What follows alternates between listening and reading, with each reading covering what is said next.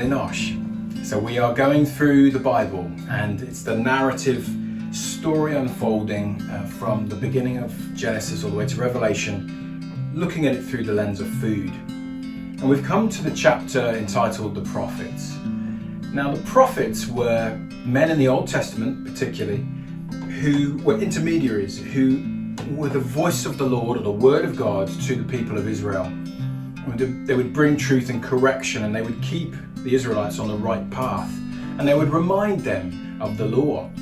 And sometimes, and I say sometimes quite a lot, the Israelites kept forgetting God's ways, and they would worship other gods, and they would kind of deviate from the law, and they would get into some terrible practices and some treating murder and crime, and they would ignore God. And the prophets would come, and at different points in history they'd come and they'd remind the people, get back on path, love the Lord your God with all your heart, soul, mind, obey the law, live according to God's ways, and it will go well for you.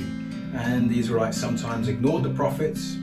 Actually, they ignored them quite a lot, and you would have a bad king and he would lead the Israelites down a different path. And it's a kind of a sad story when you read it. There are three major prophets throughout history, and Isaiah is one of them, Ezekiel, Daniel, and David sometimes is included in that list. And then you have minor prophets, and they're towards the end of the Old Testament. And there's quite a few of them. They're small little books, people like Jonah and Obadiah and Micah, and lots of names towards the end of the Old Testament. And all of them did the same thing. They would try to warn the people of the calamity that would come to them if they didn't keep God in the center of life. And so often the prophets were regarded as annoying. Many of them were killed, many of them were ignored, but they often were pained and grieved by the fact that the people had turned away from God, they'd gone off path. And so the prophet's role in the Old Testament is to keep the people on path, on the right path, the good path that leads to life. And I thought it's a hard one to think about what we should do for food. And I found in the book of Ezekiel a recipe. Now this is from 578 or 570s BC, all right? So it's kind of pretty old, 2,500-year-old recipe. And it's Ezekiel 4:9. And Ezekiel is coming to warn the people. And the warning had come quite a few times. If you ignore God, you'll go into captivity. Another nation will come and God won't be able to protect you. And true enough, the Babylonians came and they took the Israelites into exile as slaves. And Ezekiel came to warn them, and it was a final warning really, it's happening, and repent and get yourself ready because the Babylonians are coming. And God asked him to lie on his side for a certain amount of days, and on another side, and then he actually, in an artistic way, said build a little kind of a model of the city of Jerusalem and put ramparts against it because you're going to be under siege. And so he came and acted it out, and quite often the prophets would act out things and use symbolism to communicate powerfully. A little bit like food. But here's this recipe. So he says you're going to lie on your side for 30 days, and then on the other side, and throughout the whole time you're going to eat this. And it says, verse 9, take wheat, barley, brown beans, lentils, millet, and emmer, which is rye or a type of spelt flour, and put them into a single vessel and make the bread from them. And during those days you shall lie on your side, that's all you will eat. And I thought that was quite cool. I thought we could actually ever go and make it. Now, part of the reason is there's two sides to it. When people were under siege, they didn't have enough of flour, so the rich would eat good wheat flour. But when everything was diminished, they would take a little bit of everything and make bread out of whatever they could get. So it represented the fact they were going to be under siege, which is interesting. But it is also really healthy. Like, it's incredibly healthy. And you've got this combination. I looked into some food, nutritional kind of research on it, and it's the closest to animal protein that you can get. So it's a really healthy mix of fat, carbohydrate, and protein. And I think it's really cool. So let's quickly make it. I'll stop talking.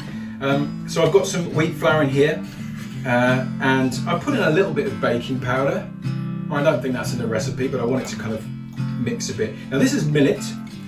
I ground it a bit and then boiled it, and it kind of made a porridge. And actually it tastes really nice. I'm tempted to put this on my, have it for breakfast really. And so we'll put in the rye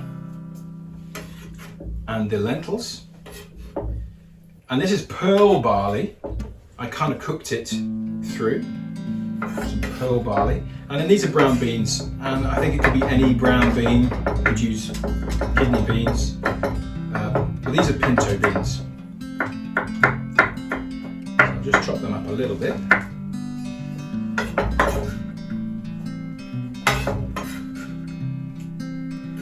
Okay.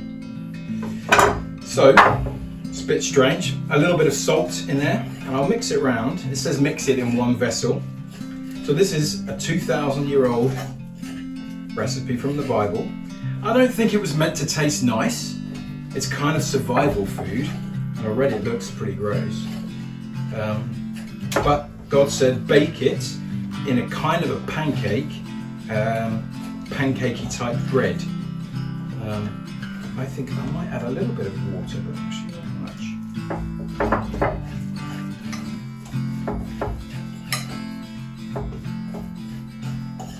So, we will put these onto a hot plate, and I'm going to flour my hand up.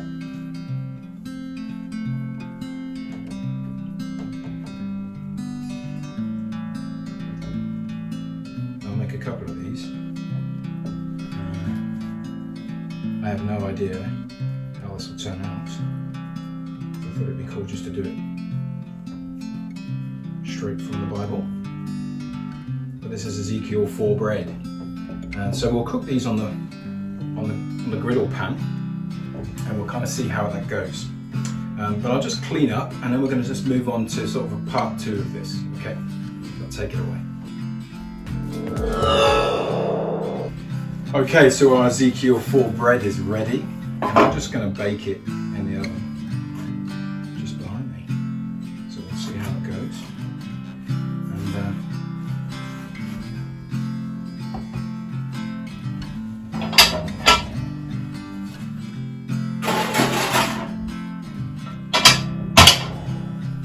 And come back and have a look at that in a minute.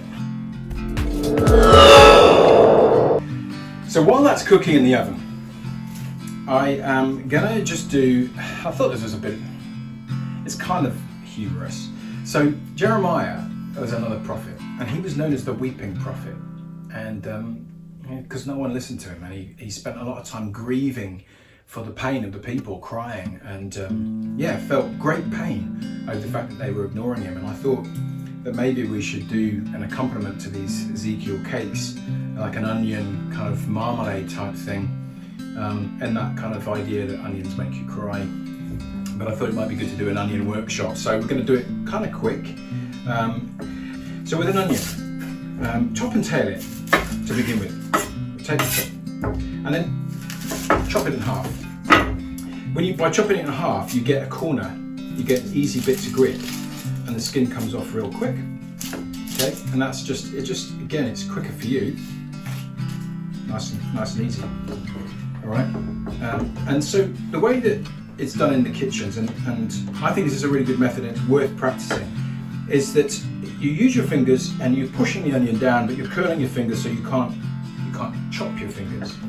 And using just the end of the knife, you're doing thin slices. And notice my knife is not going through. I'm going towards the end, but I'm not going all the way through the onion. All right. My fingers guide my knife so that they're equal. And I can kind of prove to you, I haven't cut all the way through it. It's still kind of whole. The next thing is to actually go, so we've gone that way, now we're going to go that way. So I'm going to just do a across there. Now sometimes chefs will do 1 and 2, I only ever really do 1. And again, I didn't go all the way through, it's still a whole onion. And then what you've done is you've created this kind of lattice, and now holding it together, just slice it in the same way, same kind of direction. last bit is always a bit of a faff. You just kind of have to. And there we have it. Okay. So I'm going to kind of slow cook these in some olive oil. Use your knife to scoop. And just start cooking those. Another way that you can do it, so we just did a fine dice, and you can also do a julienne, which means a thin slices. You can julienne anything you want, like matchsticks. But you'd use this for stir fry, making onion gravy, I don't know, all kinds of, into a salad. And this time I'm going to go all the way through. And again, it's all about using your hands and your fingers as a guide. And your fingers are guiding the knife to the point where you actually don't really need to look at what you're doing. And again, it takes practice. And so practice with it. But the more you practice, the quicker you'll be able to cook. And remember, you're going to be cooking for the rest of your life. And so food prep, sped up, saves you time to do other things. So there we have the basics of an onion workshop. I hope that was really helpful for you. And we'll just cook this gently in the background, and it will kind of break down. And we'll put it on top of our Ezekiel cakes in a minute. Okay. Okay, so our Ezekiel 4 cakes, or bread cakes, are finished. And I'm quite pleased they've come out really well and look quite appetizing. So remember, this was God's own recipe that he gave to Ezekiel 2,500 years ago. And we followed it through, and yeah, they're pretty good, really nutritious, really tasty. And actually, it's something I think I'd probably do again.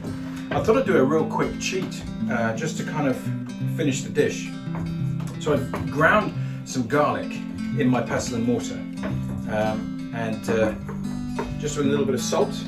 And I've got some tomato paste. Yes, the cheap, kind of what you might think nasty tomato paste in a can, or sometimes you get it in a tube, just a kind of a teaspoon or so. It's actually a kind of concentrated tomato. So in many ways, it's been dried down in the sun. It's a good product, and it's very tasty. I'm going to add some olive oil just to kind of loosen it up. It's like sun-dried tomato, and I've often used it because it just kind of, yeah, it's pretty tasty, and it's something that stays in your fridge for months.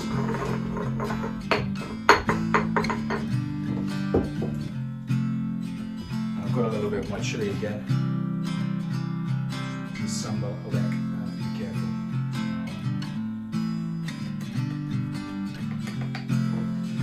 And there we have it, a simple tomato, a little bit of a tomato and chili sauce. Just put it on the side.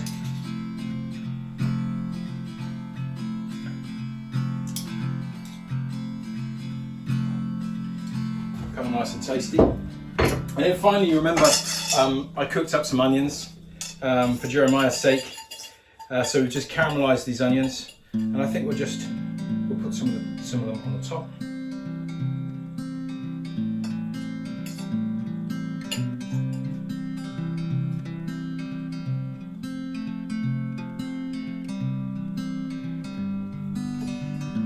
And there we have it.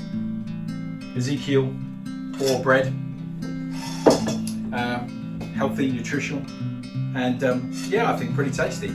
So if you've liked this, thanks for coming, and please share it with your friends, subscribe to my channel, and think about the prophets. Think about the need for us to stay sharp with God's word and his law and his ways, that we stay on that right path, because it's a good path, and it's a path that leads to life.